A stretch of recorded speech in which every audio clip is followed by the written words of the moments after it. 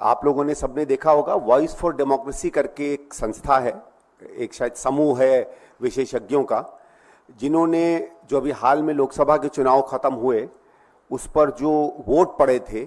और वोट कितने की गिनती हुई, अलग अलग फेजेस में कितना पड़ा, बाद में इलेक्शन कमीशन ने क्या अनाउंस किया, उसका एक बड़े गहन रूप से उन्होंने अध्ययन किया है।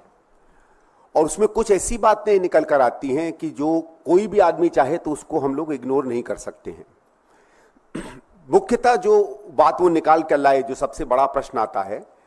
कि जितना उन्होंने शुरू में हर फेज में जितना अनाउंस किया,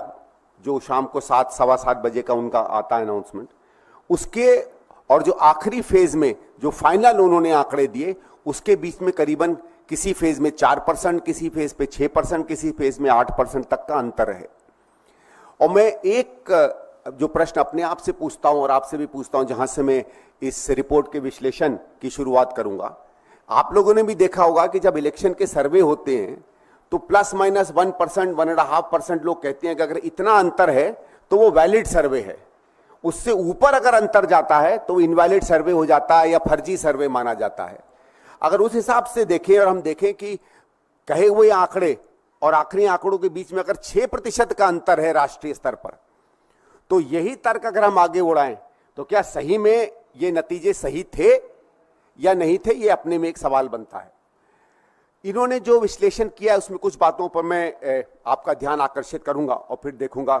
कि कुल मिलाकर करीबन 5 करोड़ ऐसे वोट हैं जो बाद में आते हैं। और इसका जब भी इलेक्शन कमीशन से पूछा गया है तो वो ये कहते हैं कि साहब हमने 7 बजे, सवा 7 बजे, 7:30 बजे जो आंकड़े दिए थे वो प्राथमिक रूप से एकदम सही नहीं थे, अंदाजा था, और उसके कुछ समय बाद जब फाइनल हो जाता है वो हमने पब्लिश किए। ये दूसरी बात है कि पहले फेज में 11 दिन बाद,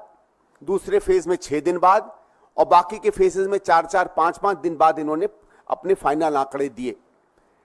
ये तब है जब कस्में खाई जाती हैं कि ईवीएम से बेहतर कोई तरीका नहीं है, ईवीएम से हर चीज पता चल जाती है,